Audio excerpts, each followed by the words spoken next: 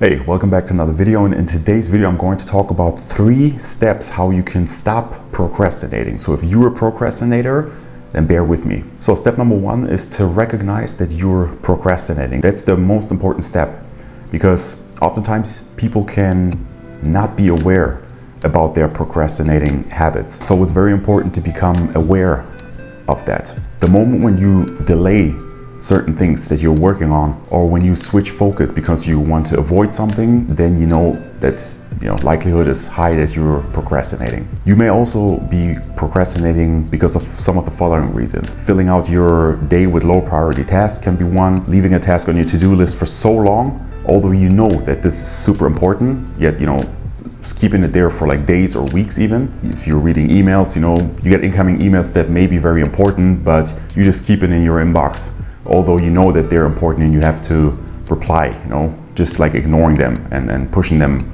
away. Or if you start a high priority task, but then immediately after starting it, you're going to make a coffee, or you're just moving around, or you're just looking at your phone, or you fill out your time with unimportant tasks that other people are asking you to do. Okay, so you have your little to-do list, or you have your daily schedule, but then once you start working on your high priority task, someone can just come, WhatsApp you, send you an email, call you and say, hey, can you do this for me? And you're like, yes, right away, yes. And then you start doing it and neglect your high priority tasks. Or another one, and this is a big one, is when you wait until you're in the right mood in order to do something, and you keep telling yourself the story like, oh, I'm not motivated. I first have to be motivated. I have to be in the right mood. I'm not in the mood right now to do this, or this is the worst one. Okay, you're procrastinating. There may be so many reasons because you're doing that, but you're definitely procrastinating, and you should be aware of that. So step number 2 is to work on why you're procrastinating. Find out the reason behind it. It's so important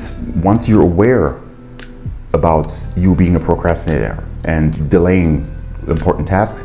It's so important why you're doing it, and this is even more important before tackling it, okay? And a few reasons can be the following. You may be poor at organizing, and if that may be the case, then what may be important is to start having a real to-do list. So if you're not doing that yet, start a to-do list. Start creating a to-do list the day before the next day. So before going to sleep, take a pen and paper or use your computer and just create that to-do list for the next day already. And if you're doing so, then try to optimize that and try to look at your day and see how many of those tasks are actually really important and leading me towards my goal, okay? And if most of these tasks are actually low priority tasks and they don't necessarily give you the highest return, the highest outcome, then try to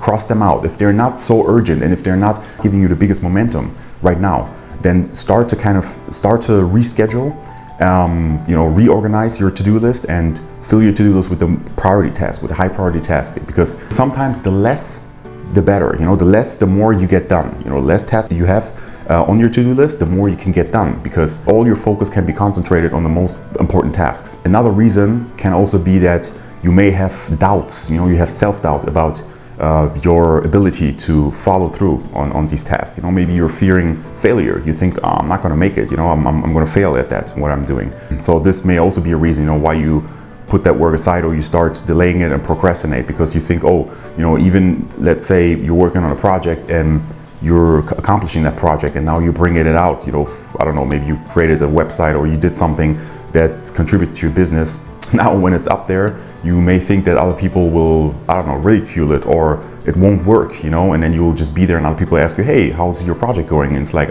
it failed, right? So if that's the thing, that may be fear of failure, and you have to look into that. Another thing may be the opposite, actually. Many people also fear success, so what happens if I actually follow through on my high priority task or whatever I'm working on, and I'm done with it, and now it's out there? What happens then?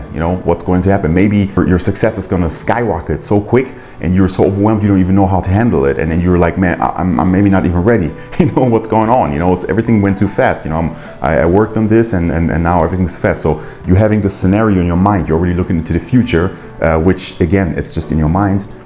You're creating this kind of illusion of what may happen, which is not even existent at this moment. But this may also be a reason why you're procrastinating, because you're trying to avoid that scenario, in the future that may happen or may not happen. And another reason can also be that you may be a perfectionist. This is a big one. Many people are perfectionists. So rather than accomplishing and finalizing a task imperfect, you rather stick working on that task, because you want to make it perfect, okay? And everyone probably knows the saying that done is better than perfect, okay? Or you better start something imperfect than never starting it perfect, okay? So if you are aware of that and you say, hey, yeah, this is exactly me, then try to switch your thinking a little bit and understand that, it's much better to just, get things done, even if they're not perfect initially. You can always iterate and improve. And step number 3, which is the last step, is to apply anti-procrastination strategies, which there's so many, but I'm just going to name a couple here. So number 1 is to commit to the task, which means all your focus goes on that task. As I said earlier, sometimes it's better to narrow down your to-do list and focus on the high priority task, on the most important task that get you the furthest, in your process, okay? So, write down the task, what it is, set a deadline, a time limit to it, and then just do it, okay? Just do it. So these 2 elements are so important, okay? Like write it down, set a time limit there. And I also talked about setting goals with a time limit in this video, where I talked about the Parkinson law, which is very important, especially for business owners and people, just high achievers or whoever that is working on projects, on tasks, and to make sure that, you get those goals accomplished. So another one is also to promise yourself a reward, okay?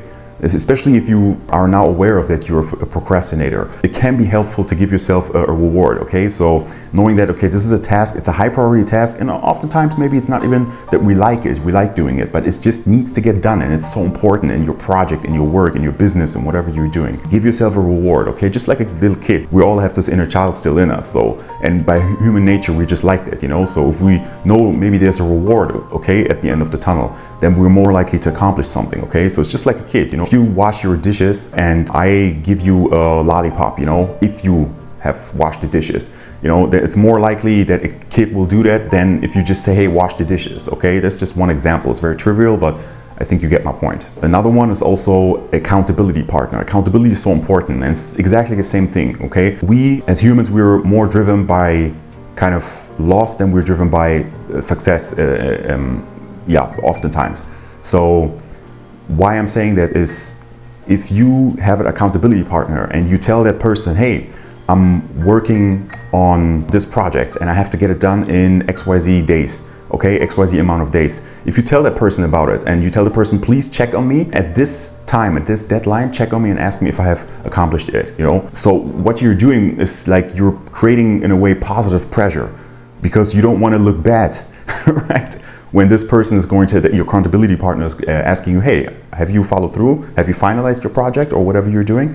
Okay, because we don't want to look bad in front of this person. And that's why I said, like, driven by loss, we don't want to lose our face or our reputation or something like that, okay? We don't want to, it's our ego is at play, because we told that person, hey, I'm going to do that. And we want to make sure that, this person thinks highly of us. It's often unconscious, but that's that idea behind it, okay? That's why accountability. And then another one is also minimizing distractions, okay? So minimizing distractions, what do I mean by that?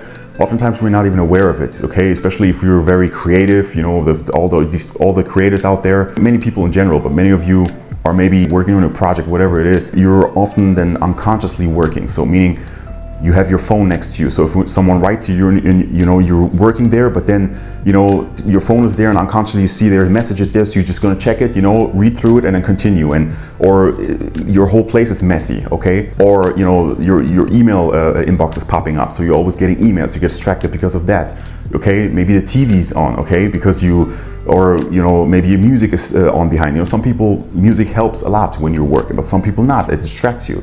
Some maybe argue, oh no, I need that in order to be more creative. But sometimes maybe, it distracts you, just delays and kind of extends your whole working process. So in order to minimize these distractions, identify them in your environment, clear up whatever it takes, clean your room, turn off that music, turn off the notification on your computer, just set everything aside, your phone away, because once you have done that, you have optimized your environment, and then your chances are also high that, you don't get distracted as easily as you would if everything was a mess, okay? So yeah, I hope this video helped you. I hope these 3 steps helped you a little bit. to shine light on this issue of procrastinating. We all are dealing with it, or have been dealing with it, or maybe we'll deal with it in the future. So whenever you're watching this video and you liked it, it helped you, please give me a thumbs up, subscribe to this channel if you haven't done so. Please comment down below how you overcame it, help other people.